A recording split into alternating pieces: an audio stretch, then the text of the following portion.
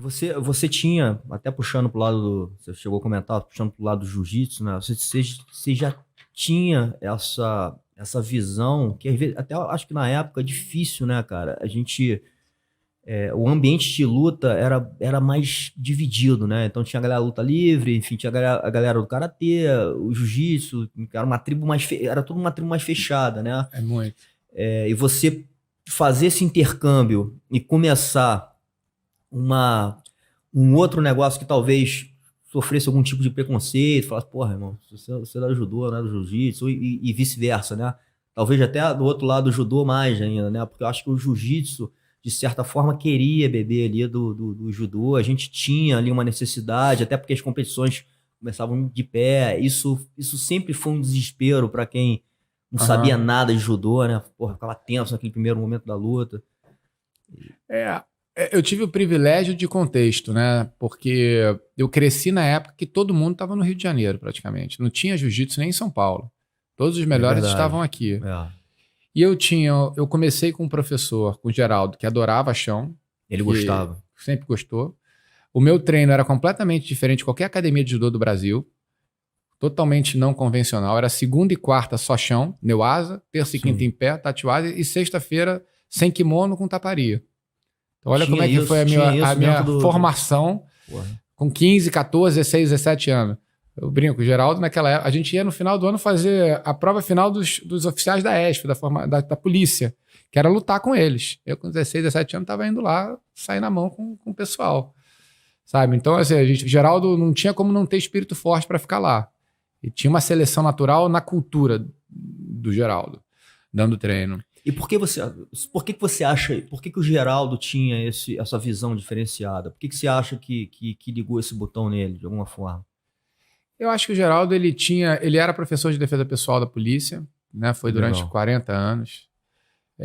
Então, acho que ele tinha esse entendimento. Ele foi para o Japão muito cedo, né? No começo de carreira dele, ficou alguns meses lá e entendeu que lá tinha um chão muito diferente do chão do judô daqui e trouxe essa cultura. Mas aí entra um personagem que para mim foi fundamental quando eu tinha 16 anos, que é o Paulo Caruso, né? Que amplia e muito o potencial que eu já tinha, que eu acho que eu tinha um bom potencial. Eu tinha uma leitura, e acho que ainda tenho, assim, no chão muito diferente. Não sei te explicar, mas para mim é mais fácil, assim. Eu vejo uma posição com mais, sabe, é como se fosse natural, não sei, é diferente. Sim. E eu já era relativamente bom de chão com 16 anos, eu tinha 2 anos e meio de judô, sei lá, eu comecei com 14, 16 para 17, e fui fazer uma competição na Axe, que era onde tinha o clube que o Paulo Caruso dava aula. Sim. E o Paulo já era um cara super conhecido e respeitado, né? Era um adulto, faixa preta, casca grossa. E eu fui fazer a final com ele, a nossa equipe contra dele. E a luta minha com ele, eu acho que era que ia definir. Eu joguei o Paulo de pão logo no começo. O Paulo é faixa preta de judô também. Sim. Eu era faixa roxa de judô. E aí eu voltei, caraca, joguei faixa preta, tal, pô, que maneiro, né, tal. E no dia seguinte, ele foi treinar na academia com o time dele lá, com a garotada dele. E eu pedi pra treinar com ele me chamou pra treinar, e ele me bateu a beça no chão, né. E eu fiquei maravilhado com aquilo, né, instigado. Caraca, porra. Eu batia bastante na garotada da minha idade no reação, batia no bom sentido, né, no treino. E eu falei, puta, eu nunca apanhei assim. Eu quero aprender com esse cara. Aí no dia seguinte eu fui treinar com o Paulo. E aí eu, sabe, então meio que eu devolvi a gentileza, e ali a gente criou uma relação que foi pra sempre, até hoje. Ele e o Geraldo são as pessoas mais importantes da minha vida. Apanhei de novo no dia seguinte pra ele. E brinquei, eu preciso aprender contigo também e tal. E ele estava na época começando, ele era um pioneiro da preparação física. Sim. E eu fui o primeiro 01 dele para ser preparado por ele. Legal. Então, e o Paulo e o Geraldo eram dois doidos. Eu tinha até que tomar cuidado, porque o Geraldo tinha um pouco de ciúme do Paulo. O Paulo nunca teve. Que é natural, né? O Geraldo, ele sempre foi mais ciumento. O Paulo, zero. O Paulo é pureza total. Não que o Geraldo não seja, mas o Geraldo tinha. Então, eu fui construindo essa relação com o Paulo e construindo uma relação do Paulo com o Geraldo. E como o Paulo é muito humildade pura, tranquilo, que funcionou muito bem. Então a gente criou um time muito forte. E a cultura do Paulo, na época, não tinha essa coisa de equilíbrio no treinamento. Era assim, quanto mais treinar, melhor. E para mim era isso que eu precisava, porque eu cresci com a síndrome do tempo perdido, porque eu comecei com 13 para 14. Meus adversários tinham começado com 6, eu tinha que treinar o dobro. Sim. Então, por exemplo, período de férias e durante um longo período, a gente treinava tipo 6 horas por dia de manhã, só fora o treino da noite. Era coisa de maluco. Chegava lá de 7 às 8 com o Paulo, era treino na areia. Depois de 8 às 9, ginástica olímpica. Depois de 9 às 10h30, musculação. 10h30, meio-dia, treino técnico. Sabe? E ainda tinha natação também. Sei lá se eu já falei, mas era assim, a gente ficava de lá o dia inteiro na Axe treinando. E aí eu começo a evoluir muito no chão, assim também. Então tinha o Paulo, o Geraldo que adorava, que também eu estava evoluindo no chão. O Paulo que também adorava. Essa cultura de treino híbrido, né? Sim. Aí eu comecei a crescer. Eu rodava as academias de jiu-jitsu porque eu tinha o privilégio de não ser creonte nenhuma. Porque que também na época era uma coisa difícil. Tinha, você fala dessa jiu-jitsu, luta livre, sim.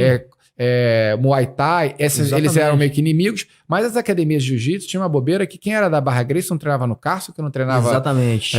Tinha essa tribo entre as academias. Que pra mim os primeiros campeonatos de jiu-jitsu, porra, nego...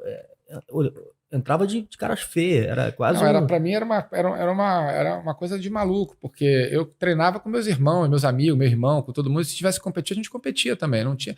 A cultura esportiva do judô sempre foi muito mais... Até porque na época, eu pensando assim, tinha muito pouca competição de jiu-jitsu.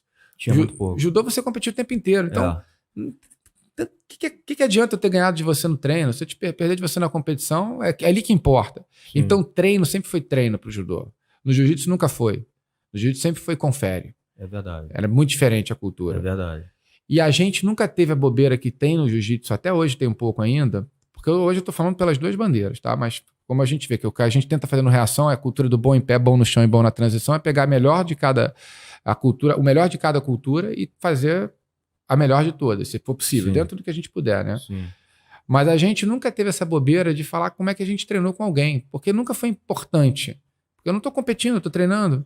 Então, acho que era um ambiente, além da gente ser meio que a Suíça, todas as academias se encontravam lá, tinha, eu acho que essa percepção de quem ia, de que, pô, aqui é diferente. Aqui eu posso treinar em paz. Se eu treinar mal com fulano Beltrano, no dia seguinte ninguém vai falar sobre isso. Não existe isso. E não existia mesmo. E até hoje eu acho que não existe muito no judô isso. Então era um ambiente, eu acho que convidativo. E como você falou, a galera do jiu-jitsu queria melhorar em pé. Sim. E a gente tinha um chão bom também. Mas tinha, por mais que queria, ao mesmo tempo tinha também aquela coisa de, porra, judô é chato, eu posso me machucar. Mas eles treinavam às vezes muito até chão de também, não, né?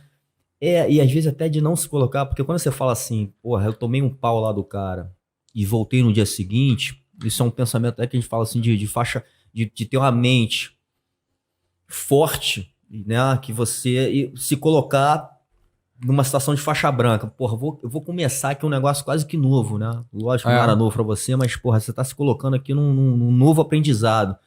E é difícil, né, cara? O cara não quer, às vezes, sair daquela zona dele ali que ele domina pra ir pra uma coisa que ele não domina e falar assim, não, porra, aqui eu vou me colocar numa situação que eu sou quase um faixa branca pra aprender uma coisa que eu não faço. Não, eu vou resolver, eu puxo logo pra guarda. Enfim, então, tem essa barreira de você querer tentar algo diferente ou melhorar uma coisa que você vai usar muito pouco, que você, enfim.